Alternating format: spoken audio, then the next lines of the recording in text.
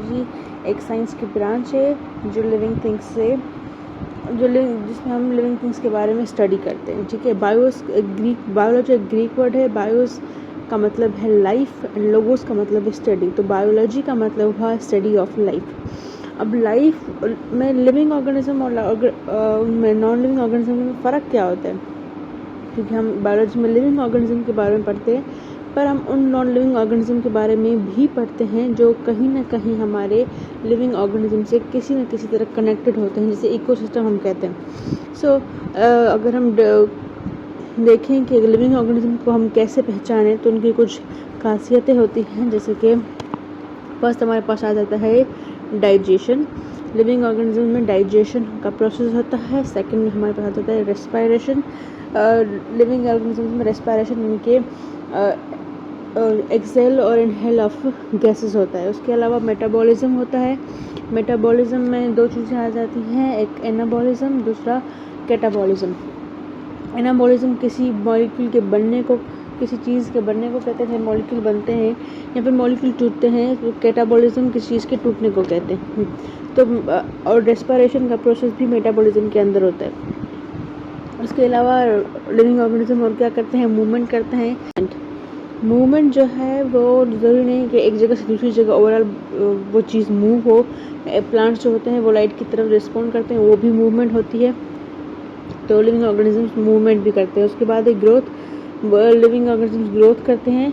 और उसके अलावा डेवलपमेंट, उनकी डेवलपमेंट होती है, डेवलपमेंट वो बढ़ते हैं। और उसके अलावा उसके बाद है एक्सक्रीशन।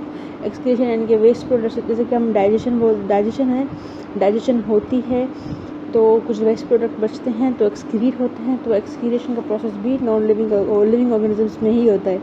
उसके बाद हमारे पास इरिटेबिलिटी यानी कि किसी को अगर हम देखें, अगर आप किसी को बार बार इरिटेट करेंगे, पोक करेंगे तो कोई ना कोई रिस्पॉन्ड तो करेगा ना। इसी तरह लिविंग ऑर्गेनिज्म जब किसी चीज़ पर रिस्पॉन्ड करते हैं, जैसे प्लांट्स लाइट पर रिस्पॉन्ड करते हैं हम किसी न किसी चीज़ पर रिस्पॉन्ड करते हैं, इंसान और इंसेक्ट्स, एनिमल्स, सब किसी न किसी चीज़ पर रिस्पॉन्ड करते हैं। तो इरिटेबिलिटी वाली चीज़ लिविंग थिंग्स में होती है।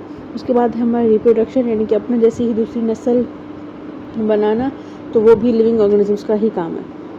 अब आता है डिवीजन ऑफ बायोलॉजी। बायोलॉजी के मेजर 3 पार्ट्स हैं, जो मज़ीद आगे जाते हैं, लेकिन मेजरली 3 पार्ट्स है। एक है जूलॉजी, दूसरा है बॉटनी और तीसरा है माइक्रोबायोलॉजी। जूलॉजी जो है वो ओवरऑल एनिमल्स के बारे में है, स्टडी ऑफ एनिमल। एनिमल में इंसान भी आ जाते हैं, और जो भी कैसे प्लांट्स के अलावा जो भी इंसेक्ट्स वगैरह हैं वो सब एनिमल्स में जूलॉजी में आ जाते हैं। उनके बारे में स्टडी करने को हम जूलॉजी कहते हैं। उसके अलावा बॉटनी है। बॉटनी बुटेन से लिया गया है। बुटेन का मतलब है प्लांट्स, लोगोस का मतलब है स्टडी। तो प्लांट्स की स्टडी को हम बॉटनी कहते हैं। उसके बाद माइक्रोबायोलॉजी, जब माइक्रोस्कोप ईजाद हुआ उसके बाद हमें पता चला कि जूलॉजी और बॉटनी के अलावा यानी कि ये दो वो चीज़ें हैं जो हम देख सकते हैं अपनी आंखों से, लेकिन एक ऐसी मखलूक भी है जो हम अपनी आंखों से नहीं देख सकते, तो वो माइक्रोबायोलॉजी में आती है, जो हम माइक्रोस्कोप के थ्रू देखते हैं। तो माइक्रोस्कोपिक ऑर्गेनिजम्स की स्टडी को हम माइक्रोबायोलॉजी कहते हैं।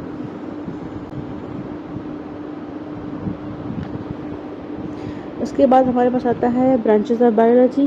ब्रांचेस ऑफ बायोलॉजी में हमारे पास सबसे पहले आता है मार्फोलॉजी। मार्फोलॉजी क्या है? मार्फोलॉजी बेसिकली एक्सटर्नल स्ट्रक्चर को कहते हैं, किसी भी ऑर्गेनिजम्स के एक्सटर्नल स्ट्रक्चर के, भाई हाथ है, पैर है, नाक है, मुंह है, ये सारा अगर हम बाहर से सब कुछ देखें तो वो मार्फोलॉजी में आ जाता है। उसके बाद आ जाता है कि अगर हम एक्सटर्नल के बजाय इंटरनली देखें, यानी कि उस ऑर्गेनिजम्स को कट करके उनके अंदर देखें, तो वो इंटरनल स्टडी हो गया, तो वो एनाटॉमी में आता है। उसके बाद हम अभी सेल बायोलॉजी को छोड़ते हैं, हिस्टोलॉजी के पास चलते हैं। हिस्टोलॉजी बेसिकली अगर एनाटॉमी की और अंदर हम डीप में जाएं तो हमारे जो मसल्स वगैरह बने होते हैं टिश्यूज़ से बने होते हैं। तो टिश्यूज़ के बारे में पढ़ना, वो कैसे बने हुए हैं, कितनी लेयर्स हैं, इस सब के बारे में पढ़ना हमें हिस्टोलॉजी कहलाता है। और जो हमारे सेल्स होते हैं वो मिलकर ही टिश्यू बनते हैं। तो अगर सिर्फ हम इंडिविजुअली सेल को पढ़ रहे हैं तो उसे हम सेल बायोलॉजी कहते हैं। इनके सिर्फ सेल्स की कंपोजिशन को पढ़ना किसी भी ऑर्गेनेल्स के सेल्स के पढ़ना सेल बायोलॉजी कहलाता है। उसके बाद हमारे पास आ जाता है फिजियोलॉजी। फिजियोलॉजी बेसिकली स्टडी है कि हमारे ऑर्गेनल्स फंक्शन कैसे करते हैं। जैसे कि हाथ है, चलो ठीक है हमारे पास हाथ है लेकिन इसका काम क्या है। हमारे पास हार्ट है लेकिन उसका काम क्या है। किडनी है लेकिन उसका काम क्या है।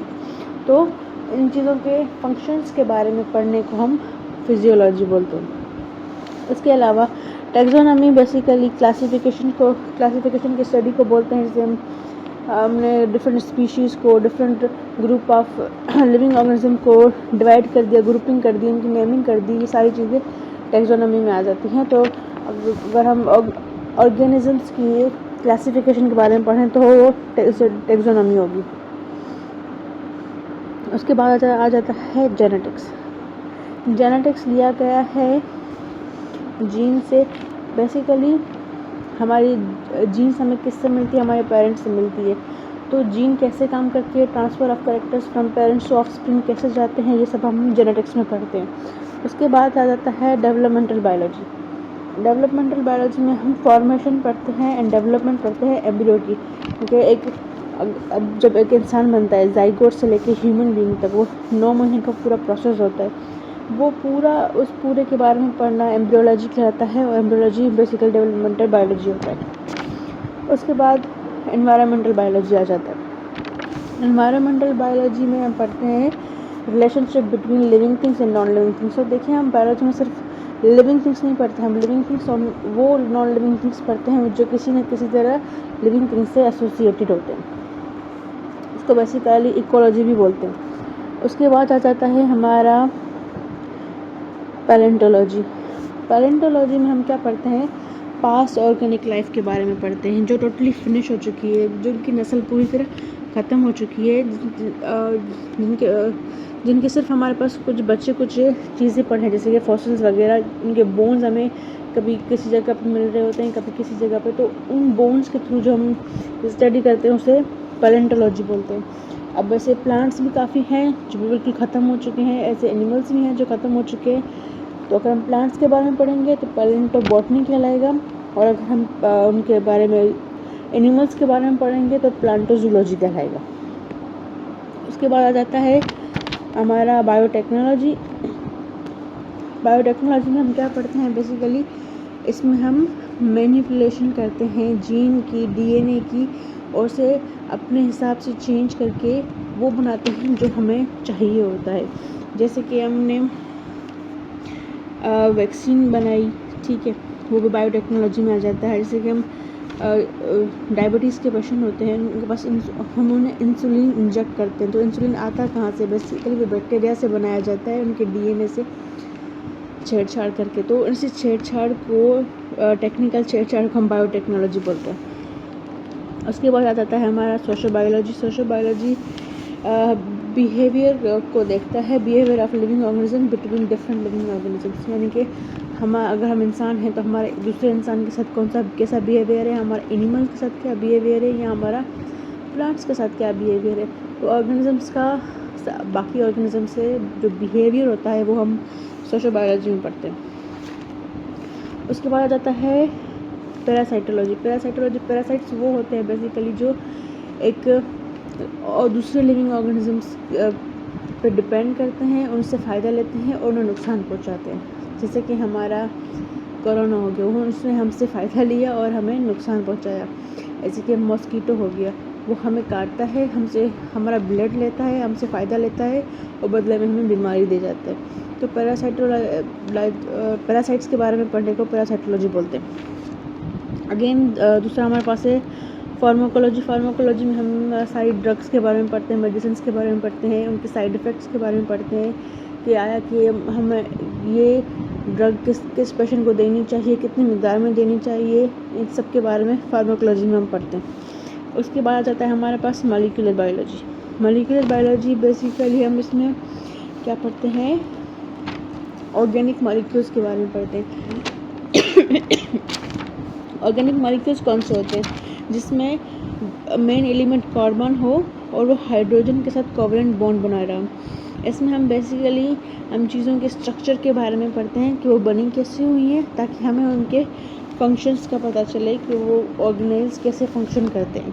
जैसे हमने डीएनए के स्ट्रक्चर के बारे में पढ़ा, कैसे डीएनए काम करता है, कैसे ये चीज़ें बनी होती हैं, तो इन सबको पढ़ना मॉलिक्यूलर बायोलॉजी कहलाता है।